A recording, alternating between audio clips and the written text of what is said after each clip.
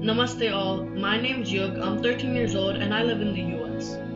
And this story that you're listening to right now is just one of the many short stories in my collection of Hindu Itihas stories.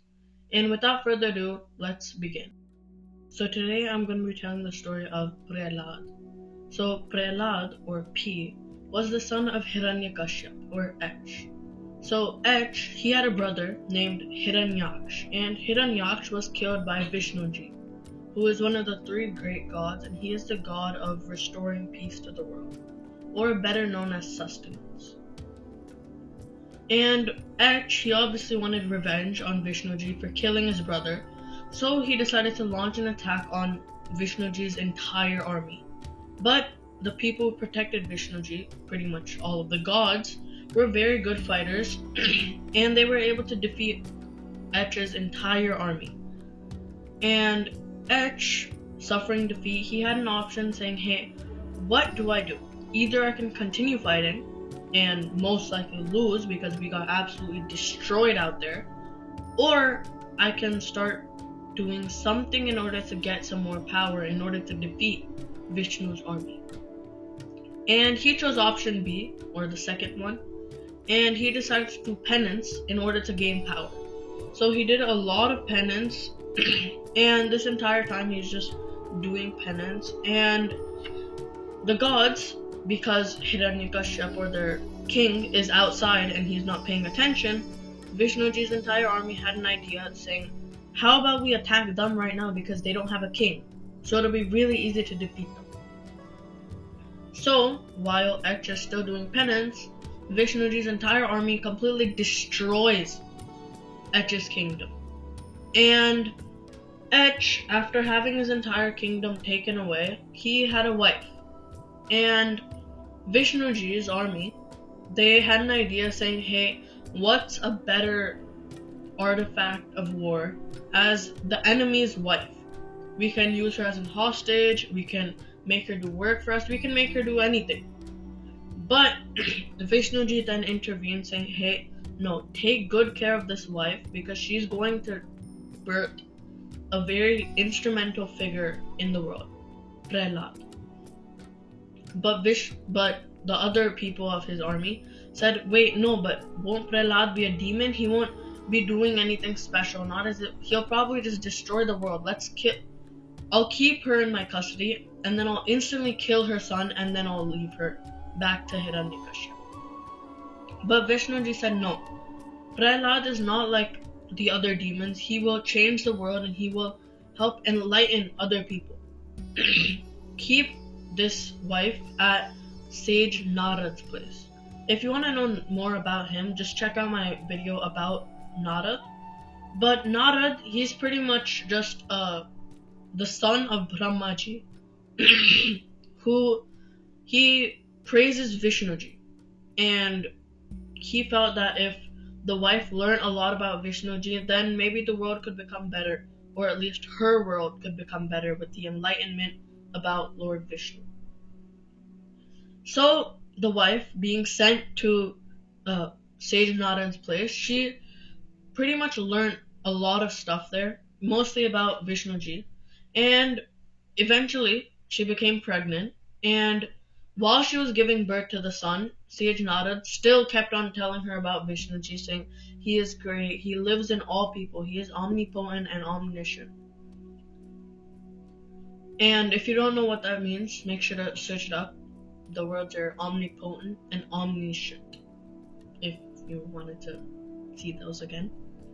And eventually, when Prahlad was born, Hiranyakashipu was done doing penance, and the thing that made him be done with penance is the gods were really scared that he's doing so much penance. If we don't make him stop right now, then maybe he'll start cursing us gods or something because he's attained spiritual power. So let us go to him and make him stop his penance. So Brahmaji appears before Hiranyakashipu and says, hey, good job, what boon do you want? And H instantly jumps on this opportunity and he says, if you're gonna give me a boon, then I want to not be able to be killed by a man or an animal. I don't want to be killed with or without a weapon. I can't be killed during day or night, indoors or outdoors, on earth or in the sky. Please give me this power in order to have material lordship over the entire world. And Brahmaji said, hey, this is a very difficult boon to give, but since you have done so much penance, here you go. And Hiranyakashipu, he goes back to his palace, he quickly reclaims it from Vishnuji. And he gets his wife back, and he finds out that she gave birth to a son. And he gets really excited, he's like, yes, you will become my prince, you will succeed the throne, and you will destroy all of the gods for me. And Hiranyakashipu, with his new powers, he gets really excited, he's like, yes, I will destroy everybody. And he actually does. He gains lordship over all three worlds. And he kind of gets a bit too full of himself with this power, and he says, I want everybody to worship me. Nobody else can worship anybody else, or such as a god or Lord Vishnu. And if anybody else does, then I will kill them. And eventually, when Prahlad learned to speak, Hiranyakashipu asked Prahlad, what do you think is the best thing that you can do in life?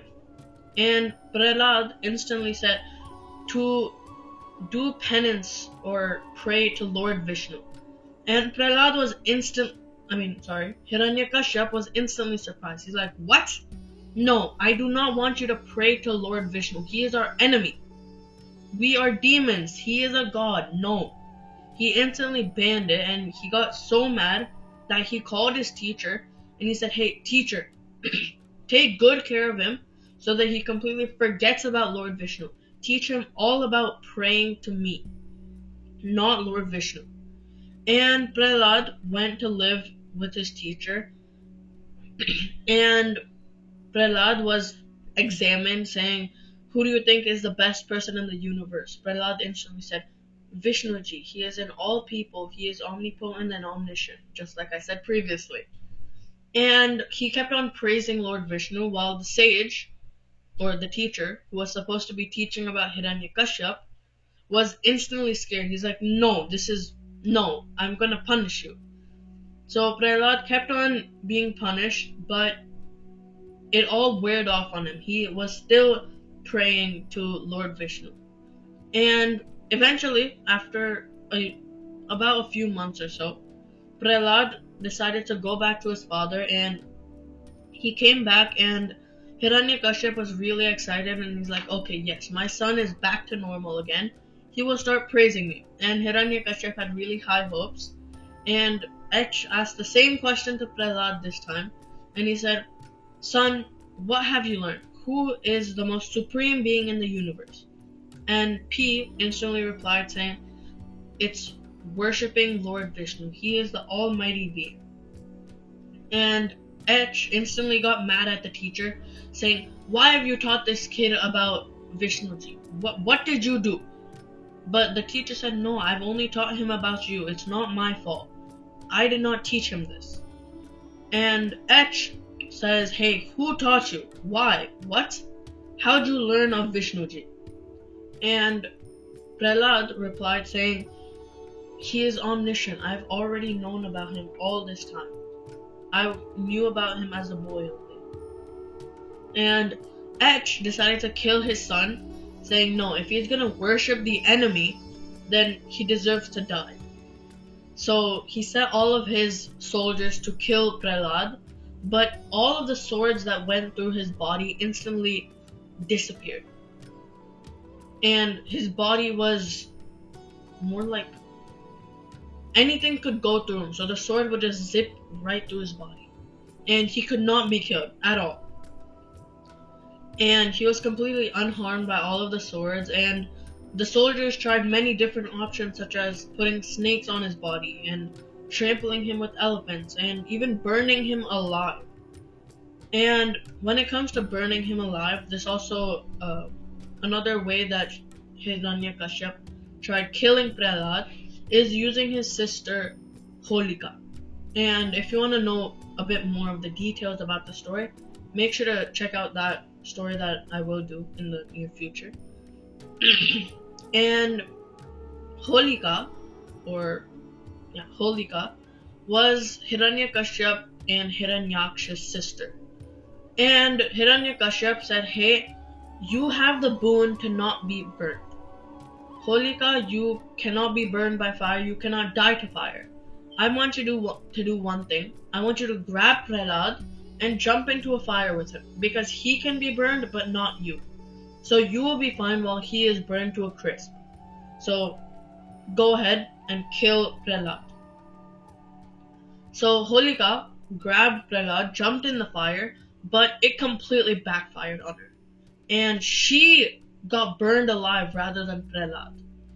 And you'll know more about the reason why if you look at the Holika story. But so they tried many ways to kill Prahlad, but no matter what, it wouldn't happen. And eventually, Hiranyakashipu thinks, wait, will he kill him? Will he do something to me? Will he eventually get me killed and make me lose my kingdom? So Hiranyakashipu was really scared about this. He sent him away forever into his teacher's ashram. And Prahlad, who was being taught about worshipping Hiranyakashipu, he still thought about Lord Vishnu, and he started teaching other students. So he already became a teacher even though he was still a child and the same age as the people who he was teaching. And he taught about Vishnu Ji, and he said, hey, he is the almighty being. He is in all living things, and he created everything. He is the soul, he is the mind, he is the body. And the teacher, who saw Prahlad teaching the other kids one day, instantly ran to Hiranyakashipu saying, hey, your son is poisoning all of my other students. He is completely destroying the entire system that I had built of worshipping you. And instantly Hiranyakashipu got really mad and he said, summon Prahlad over here. I'll show him what Vishnu Ji means. And Hiranyakashipu asked Prahlad, where is Vishnu Ji? And Prahlad said he is in all living beings. And Hiranyakashipu, he's like, okay, so is Vishnu Ji inside of this column? Because a palace is made with columns. And Prahlad said, yes, Vishnu Ji is in all living and non-living things as well. He is in this column. So Hiranyakashipu, saying, okay, he's in this column, he punched the column and he literally broke it down. And he said, oh yeah, where's your Vishnu Ji now? I thought he was in the column, right? And boom, Vishnu Ji was actually in the column, and the moment the column broke, out of all of the smoke from the debris, which kind of means broken stones, if you want a better definition, just search it up, Vishnu Ji came out in an avatar, which kind of means an incarnation, and he came in the Narasimha avatar, which is a half lion and half man avatar. And Narasimha had the face of a lion, but the entire body of a human. And Narasimha quickly ran towards Hiranyakashipu. He grabbed him, and he carried him near a door, or near the edge of the courtroom, which sits right outside. So pretty much Hiranyakashipu was outside. He was not outside, but he wasn't inside. And he sat down while Hiranyakashipu was on top of Narasimha's shoulders, and he broke his back. And on top of that, Narasimha also started drinking Hiranyakashipu's blood. And on top of that, the time at that point was noon. So it wasn't day or night. He wasn't killed indoors or outdoors. And basically, the entire boon that Hiranyakashipu got destroyed by Narasimha, and Narasimha saved the world by destroying Hiranyakashipu. And H, who was now dead, Vishnu Ji disappeared, saying, my job is done. I will disappear now, Prahlad, my dear devotee. And Brahmaji appeared before them, saying, "You will now become the heir to the throne, and you will rule his kingdom truthfully and in the name of Vishnuji." And that's the story of Prahlad. I really did like the story because, like I've said for many of my other stories as well, it links to many other stories such as Holika. And on top of that, they talk about Hiranyaksh. And Hiranyaksh is a very key player in the story of Antak. If you want, you can check out that story as well if you have the time. On top of that, I really did like the story that it shows that he kind of broke his roots, and it does kind of pay homage, which means make true the old saying of don't judge a book by its cover. Because even though he was an Asur, he still prayed to Vishnuji and he was a divine devotee of Vishnuji. And Prahlad's name is very popular because he was a very sincere devotee of Vishnuji. And that's the story of Prahlad, and Namaste.